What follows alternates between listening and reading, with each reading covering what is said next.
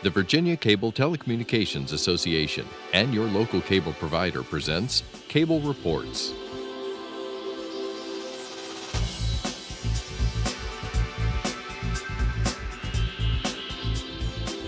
Join us now as Cable Reports brings you up to date on current issues facing the Commonwealth through discussions with your local legislators and other policymakers from across Virginia. From the General Assembly and the City of Richmond, I'm Woody Evans for Cable Reports, brought to you by the Virginia Cable Telecommunications Association and Comcast, connecting Virginians to their government. We're pleased to connect you with David Bulova from the House of Delegates. Good to see you. Great to see you, yeah. Thanks so much for taking the time to come down here and talk to us today, David, because I know you just came from a committee hearing and you had a bill that you were presenting. Yeah. It was actually dealing with virtual education. And, one of the exciting things about education these days, but also the big challenges is, how do you provide quality virtual education as a supplement to your in-classroom experience. And in fact, it's now gotten even beyond that, where we're looking at full-time virtual education. And so last year there was a bill that was presented that would have created a statewide virtual school board.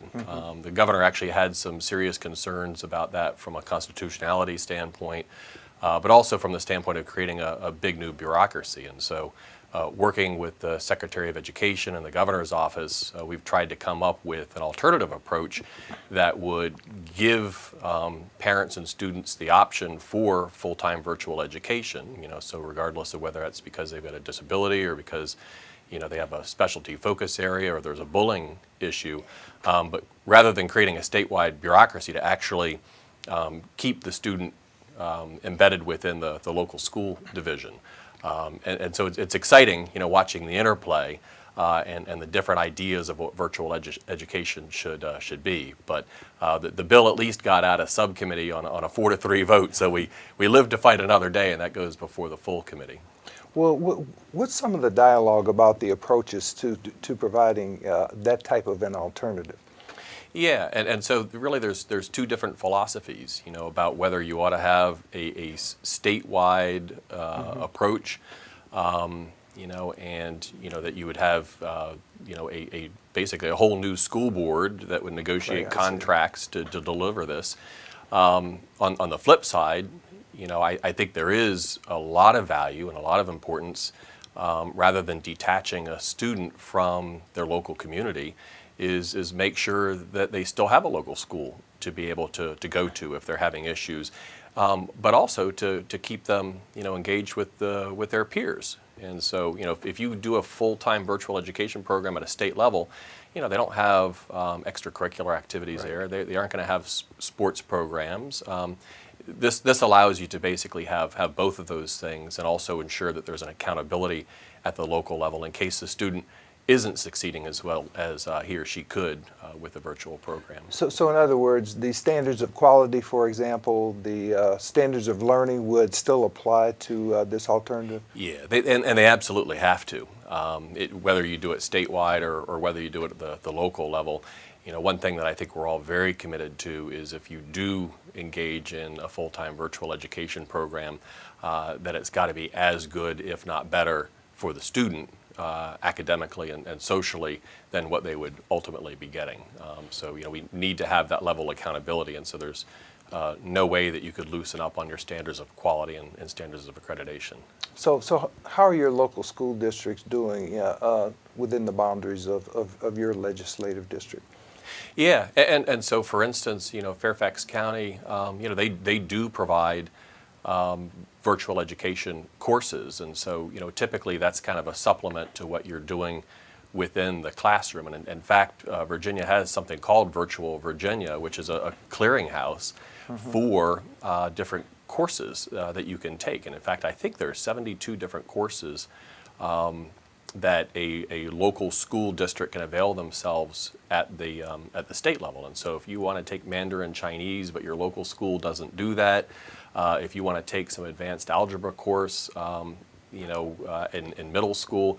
But right now it's an a la carte. But what we're seeing is you got parents that for whatever reason say, hey, I want to stay connected to the public school, but Sure. actually being able to go into or wanting to go into a physical school is not where they want to go. And so, honestly, the only other choice for those parents is either private school, which could be expensive, or homeschooling, and this gives them another way in order to get a public education but stay connected to the local community. Sticking with our schools for a moment yet, there was an announcement that doesn't please teachers, and that's the announcement that apparently there's been some agreement made that state employees will receive a pay raise this year, and state troopers will have a significant increase, but because teachers apparently got a raise last year, they will not get any. Yeah, and I want to make sure that it's real clear that our state employees and our state troopers absolutely need to have a pay increase. We've ignored the pay scale for so long that, number one, we can't compete, but it's not fair to those families who simply can't earn a decent living being a state employee or a state trooper. And so I'm fully supportive of that. At the same time, we have struggled with making sure that we are paying our teachers an adequate amount, and so that we're attracting and retaining the best teachers possible. And so, I'm going to keep pushing for and strongly believe that we need to provide raises to our teachers as well.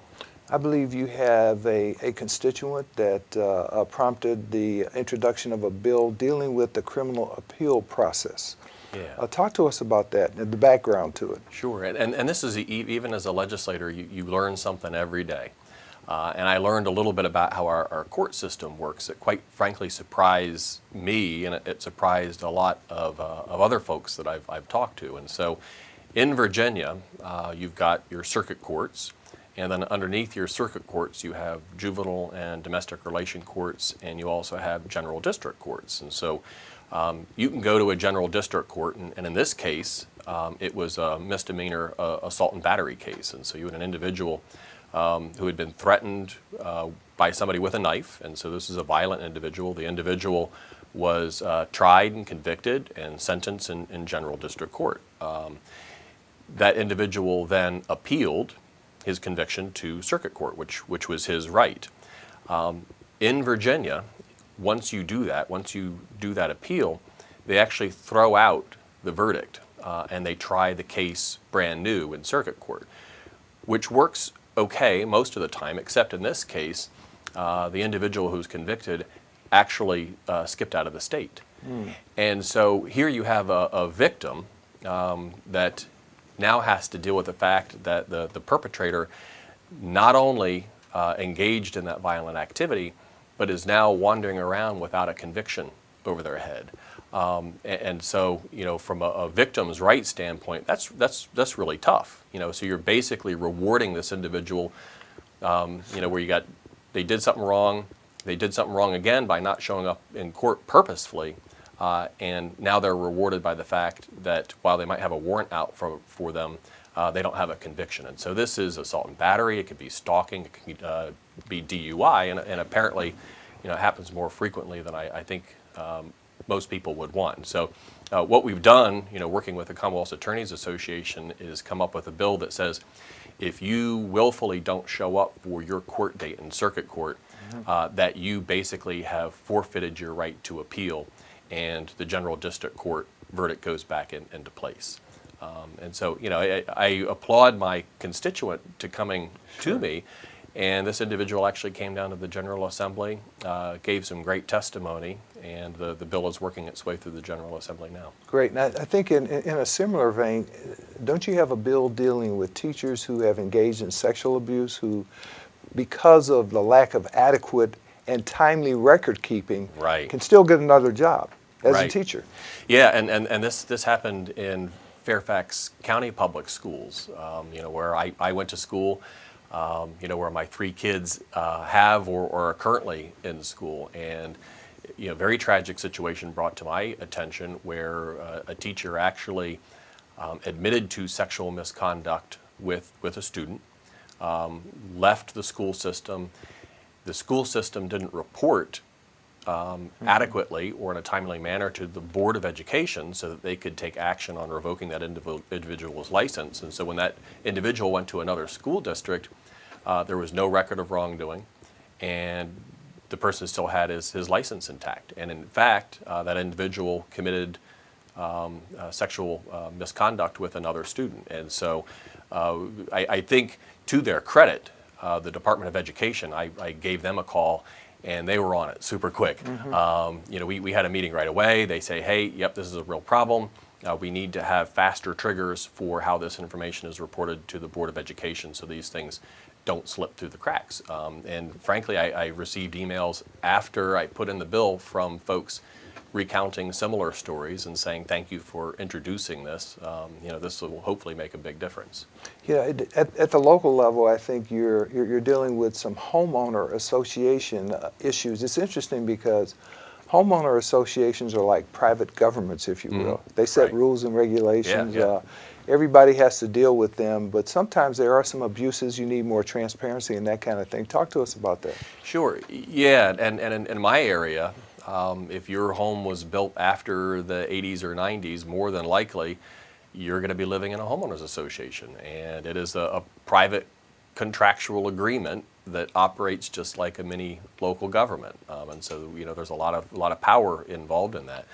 The issue that I'm dealing with is really one of openness and transparency in the decision-making process. And so Virginia does regulate homeowners associations. We say that you have to have open and transparent meetings where decisions are made. But homeowners associations are also typically incorporated under the Non-Stock Corporation Act. They're actually businesses. And under the Non-Stock Corporation Act, a board can make decisions without holding a meeting as long as they've certified that everybody is in agreement. So as long as the board says, hey, we unanimously agree that we want to do this, they never have to hold a meeting, and therefore the open meeting requirements don't kick in. And that's very problematic.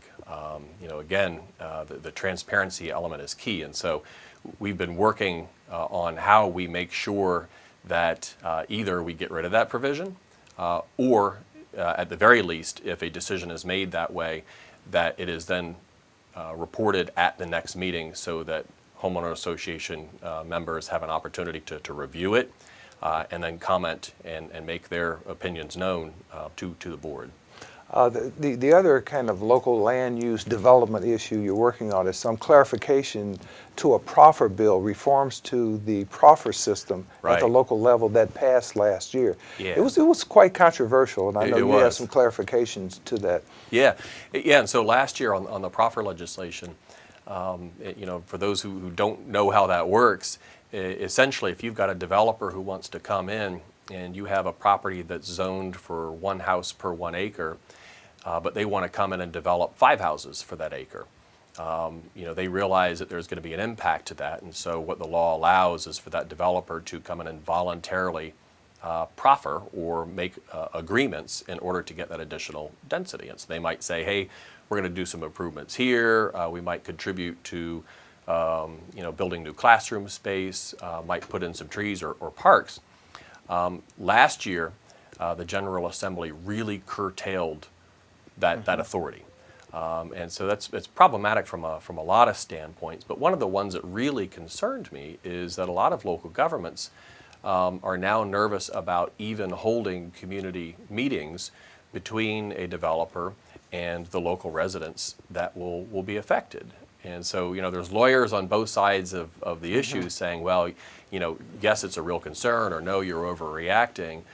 My point is that I can't imagine not wanting to be able to get developers and the local communities together to be able to hash out and discuss issues that are so important. The bill that I put in would make it very clear that you could hold these meetings and it wouldn't violate the law. Unfortunately, this is one that was defeated in subcommittee, but ultimately I think will be referred to the Housing Commission with a bunch of other bills that were meant to clarify and fix the proffer legislation that'll be introduced next year. But that's a fundamental part of government, is facilitating that conversation. Sure. And so we absolutely need to make sure that we fix that. Now, has this been a big problem in Fairfax County? Yeah, Fairfax County raised the alarm bells over the summer, and in fact, it was a member of the Sully District Council, which is a group of citizens put together by the board or by their local supervisor, And the local supervisor said, hey, we're not sure if we're going to be able to allow you to meet with developers because, we appointed this council. And, when I brought it to my city, the city of Fairfax as well, they said, yeah, and so they're going to be cautious, and their easiest approach is to simply not have these meetings. So it's starting to already have ramifications with respect to development that's coming through. And I don't think it's good for the developers either, because now they're kind of shooting in the dark. They don't know what the community's expectations are, and so they're not having their plans approved either. So it's not only affecting Fairfax County, it's affecting a lot of different jurisdictions around the Commonwealth. If you're a high growth jurisdiction, Loudoun County, Prince William County, parts of Hampton Roads, areas around Metro Richmond, it's already affecting them, yeah. Now, what about any environmental issues that you're working on? I think there's an environmental educational initiative that you're working on. Yeah, because of the budget cuts this year, and we're dealing with trying to close a $1.2 billion gap. One of the items that was regrettably eliminated was Virginia's Office of Environmental Education. And environmental education is so critical to making sure that future generations can be as good, if not better, stewards of the environment that we are. And so while it was, I think, really bad that we cut that because they've got a lot of wonderful programs that we rely on, I saw it as an opportunity really to regroup and say, all right, when money comes back, we need to be prepared to say, how do we want to organize environmental education so that it's effective and efficient.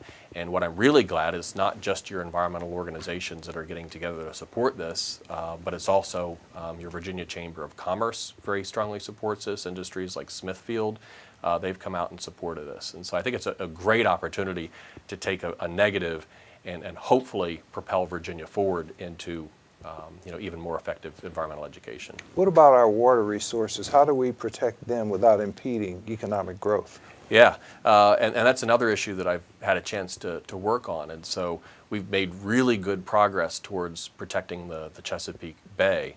What we haven't done so good a job at is making sure that as we put those protections in place, as we reduce the pollutants that are going to the water, that we still provide opportunities for new industry to come in and thrive. And in fact, there was a very big company that wants to and is going to be moving into the Richmond area that kind of thought twice about whether they're going to be able to do that because of the lack of flexibility in the law.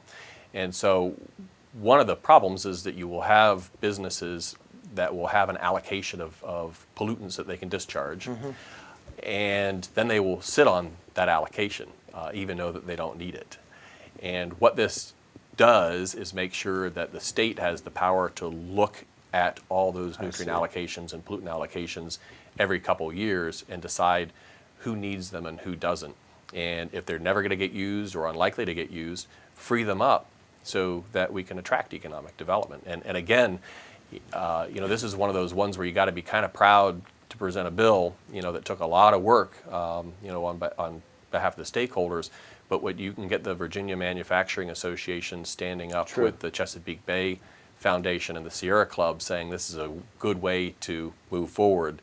That kind of makes you proud to be part of that kind of effort. I take it now that they're not allowed to trade those allocations. I'm thinking about cap and trade. Yeah, kind of they are, and actually Virginia's been a real leader, and we were recognized by the EPA for being a leader in pollutant trading, nitrogen and phosphorus primarily.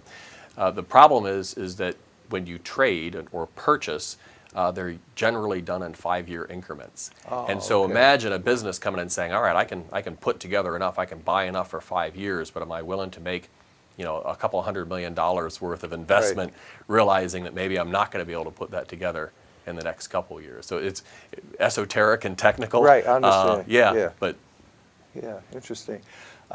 We still suffer from a lot of predatory lending in the Commonwealth, and I know you've continued to work on that issue. It's kind of interesting because one of your colleagues, at least in terms of payday loan facilities, often says that he's got more payday loan storefronts in his district than he does McDonald's hamburgers. I believe it. Yeah, I know exactly what you're talking about.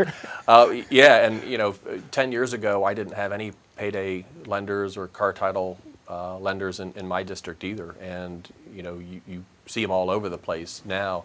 The issue that I'm dealing with has to do with co-locating car title lenders with providers of open-ended credit. And so I don't like the idea of car title lenders. They have exorbitant interest rates. If you're not able to pay it off, they're able to take your car.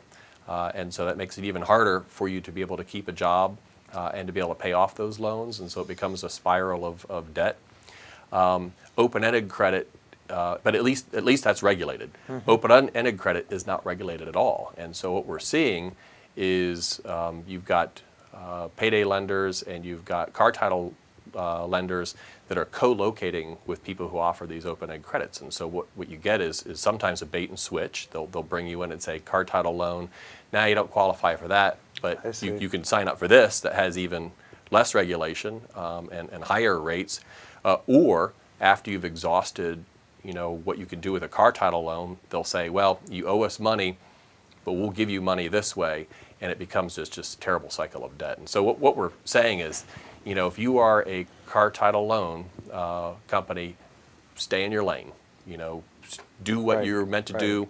You can't set it up so that you can do the bait and switch. We actually did that with payday lenders a couple of years ago. Mm-hmm. And so, if it was good for that, I think it's very important that we do it for both. I guess the other phenomena we're starting to see as a result of the internet is the migration of these kinds of services to the internet. Oh, sure, yeah. And some of them are tied to, unfortunately, some of the Indian tribes, and people are starting to try to take advantage of the fact that they are a sovereign nation and maybe the state doesn't have any jurisdiction over them. And their interest rate, somebody told me, can be as high as 1,000%. Yeah. It's a real problem that you got somebody who's in desperate need, right? And they go in not realizing, the different hooks and the interest rates. Again, so for a short-term fix, you wind up in long-term debt. Right. Yeah. Palliative care is something you're trying to educate the public about as well. Yeah, and I'll admit, if you had asked me that question last year, I would have just a very faint understanding of what palliative care is. I sit on the Joint Commission for Healthcare, and one of the big issues we studied this last year was on palliative care. And so hospice care is different. So hospice care almost always deals with end-of-life issues. Palliative care is actually much broader, and so it's a team-based approach to dealing with managing pain and the physical and emotional and spiritual well-being of a person, regardless of whether that disease is terminal or not. The problem is most people get hospice care and palliative care mixed up, and so they don't know what palliative care has to offer. And so one of the things that came out of the Joint Commission on Healthcare was let's at least get the Virginia Department of Health to put up the resources online so that individuals know what they have available. And I had a woman come into my office whose husband had died of cancer literally 6 months ago, who was saying she wished she had known what palliative care had to offer because it would have really improved her husband's quality of life. And I really admired the fact that she took that tragedy and came down to the General Assembly to advocate on behalf of that bill and other similar measures. Now, to what extent, if any, has your district been affected, just like the Commonwealth and the nation, about this opioid prescription addiction crisis that has led a lot of people to heroin? Yeah. I don't know that there's any part of Virginia that is not affected by the opioid epidemic. Again, that was something that we looked at the Joint Commission on Healthcare, and they actually had a heat map showing where overdoses and deaths were occurring, and it really has spread over Virginia like a cancer. And so I had one person, who kind of questioned whether it was an epidemic or not, and it really is. It's very, very frightening. We have to take it very, very seriously. I know there's several pieces of legislation out there this year dealing, with how to tackle the subject, but also making sure that the budget resources are out there to do intervention and to help people who have unfortunately wound up being engaged with that. We've also expanded the mission of the Virginia Healthy Youth Initiative to also include drug addiction, and including to alcohol and obesity, hopefully to be able to get that kind of education into the schools and prevent it from happening in the first place. How has the county and specifically your district fared in terms of the Commonwealth Transportation Board's determination of where funding projects will go? Yeah, and we are doing much better than we had before. And so we've got some relatively large projects that are in the works. I think one of the success stories is the regional mechanism that we put together, where you now have Fairfax and Loudoun and Prince William and Alexandria and Arlington all working together to direct revenues to to fix really those big bottlenecks. And so for my district, a lot of that is going towards helping to fix 66 and 28, that interchange, and other small projects that are out there. I think one of the nice things about the state portion is that we're actually starting to see our neighborhood roads get repaved. And so it's a beautiful thing when you start to see neighborhood after neighborhood get repaved. VDOT came to the conclusion, and I think this is great, that it made no sense for them to repave just sections of neighborhoods. So they would be in and out, and you had a mishmash of paved and unpaved. They are now coming in and just picking whole neighborhoods and completely repaving them and getting them back on schedule. But we still have roads out there where you have to actually mow them because they're cracking and you got weeds that are coming up. But we're making some very significant progress on that, and I think it was an investment well worth making. Got about 30 seconds left, but I want to give you an opportunity to talk about the needs of reform in terms of the Virginia Economic Development Partnership. Yeah, and so the Economic Development Partnership, it's essential to making sure that Virginia continues to grow, especially with sequestration. We need to diversify our economy, but there has to be more accountability associated with the VEDP. And I know the General Assembly and the Governor are working together to make that happen. Great. Thanks for being with us, David Thank you so Bulova. much.